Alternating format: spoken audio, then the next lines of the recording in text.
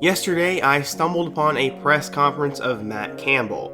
A reporter asked if Iowa State's goal was to win a Big 12 championship in 2021, and Campbell responded with no. He said he never once had that goal for his team, and he just wanted them to play at their best ability. To be honest, I kind of find that hard to believe, as Iowa State had extremely high expectations, were arguably the best team in the Big 12 going into this year, and it seemed like this was going to be the best team in school history. 100% the expectation was to make the Big 12 championship game for Iowa State, and they have failed at that objective. In today's video, I want to talk about the most disappointing team in college football in 2021, the Iowa State Cyclones. We're going to go through the season so far, what has gone wrong, and why I think all of this happened. But right before we get into it, nearly 80% of you guys aren't subscribed, so be sure to quickly hit that button as I appreciate it, smash that like button for the algorithm, turn on post notifications, and let me know a topic I could do next. Now, let's get started. Personally, I love Iowa State football. As many of you know, I'm a Mizzou and a Purdue fan. I have really taken a liking to the Iowa State Cyclones. They don't have the most rich program history, but when they broke out in 2017, they really became one of my favorite teams. I loved what Matt Campbell was doing, and it was just such a great story. To be honest, I was shocked when Matt Campbell built them into a potential playoff contender though.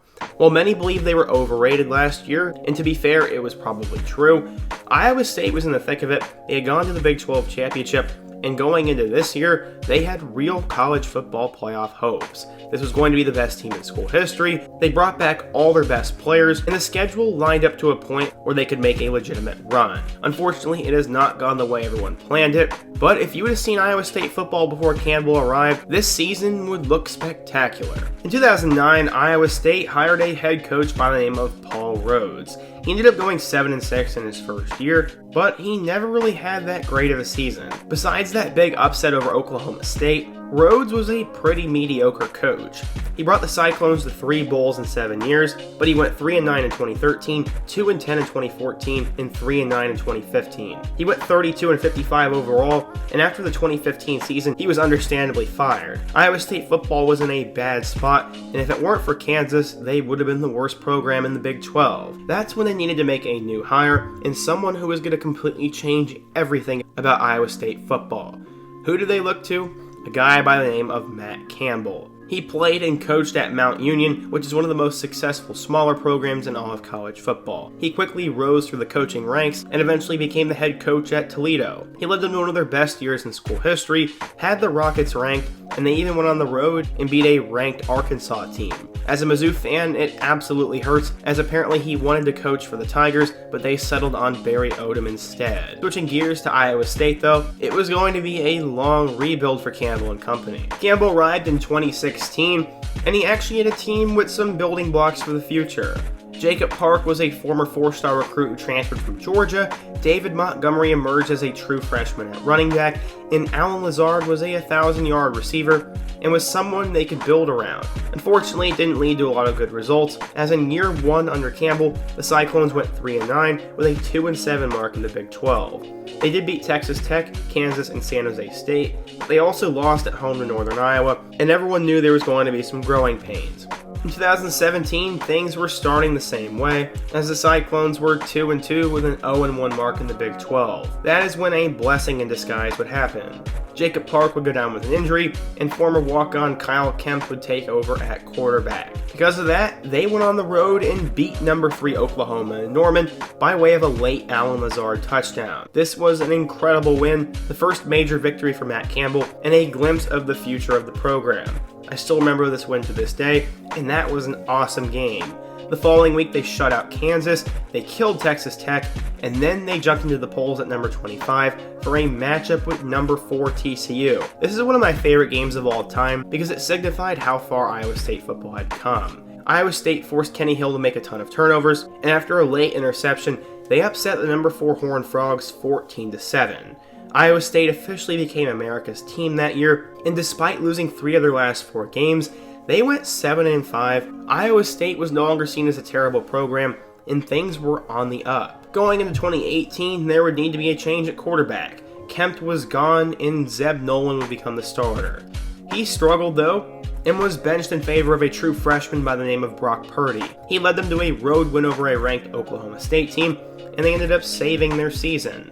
The Cyclones ended up going 8-4 with a 6-3 mark in the Big 12, and then they lost in the Alamo Bowl to Washington State. David Montgomery had become a superstar and got drafted. Hakeem Butler was one of the breakout stars of 2018 and also got drafted, and overall, Iowa State football was now legit. Because of that, they were ranked going into the 2019 season. They barely survived in 3 overtimes against Northern Iowa, and then lost to Iowa in week 2, and the wheels kind of fell off the hype train.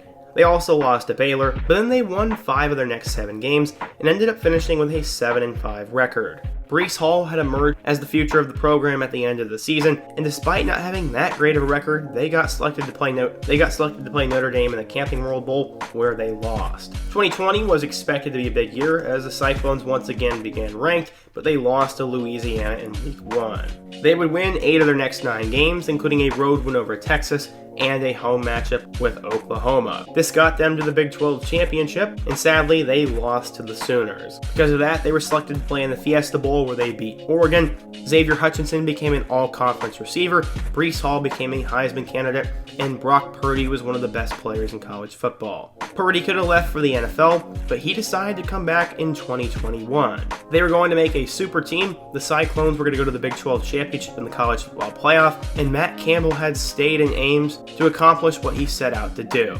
Unfortunately, it has not gone to plan in 2021. Brock Purdy was pretty terrible at the beginning of the year, as they barely survived against Northern Iowa in week 1, and then got outplayed in week 2 against Iowa. This pretty much ended their season already. As the team looked pretty bad, something was off, and they would need to win out if they had any playoff hope. The season officially ended when they got upset by Baylor, but to be fair, the Bears are pretty good now. They did beat Kansas State, and number 8 Oklahoma State, but just like Iowa State's done all year, they've been inconsistent as they dropped a game to West Virginia, who's one of the worst teams in the conference, and this past weekend lost by way of a 61-yard field goal to Texas Tech. Keep in mind, the Red Raiders fired their coach halfway through the year because they didn't think he was good enough. At this point, the Cyclones are 6-4 with a 4-3 mark in the Big 12, and in my opinion, they are the most disappointing team in college football. When you take a look at the remaining schedule, they play on the road against number 13 Oklahoma and then get TCU at home. I think they're going to end up losing to the Sooners and beating TCU, which would mean they finish with a 7-5 record. That's nowhere near the Big 12 championship or college football playoff hopes I thought they would have. In terms of what's gone wrong for Iowa State, I think a lot of the blame needs to be put on Brock Purdy.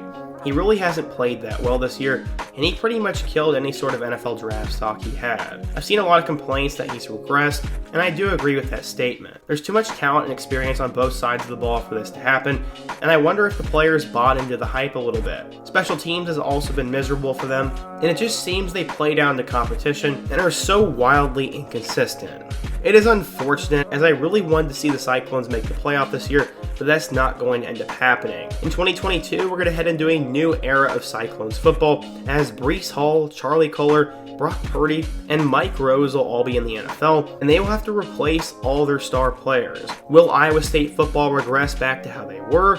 Will they become a mediocre program? Or will the next set of guys bring back the lofty expectations that Matt Campbell has set? Who knows? But either way, I'm excited to watch. If you're an Iowa State football fan, let me know what's gone wrong this year, what you think of the future of the program, and if you're a fan of another school, let me know another topic, team, or player I could cover in my next video. I like doing videos like this, so drop what program I should do next. Before you go, don't forget to hit that like button, subscribe if you're new here, and check out all my other videos on the end screen. I hope to see you guys again soon, but until next time, peace.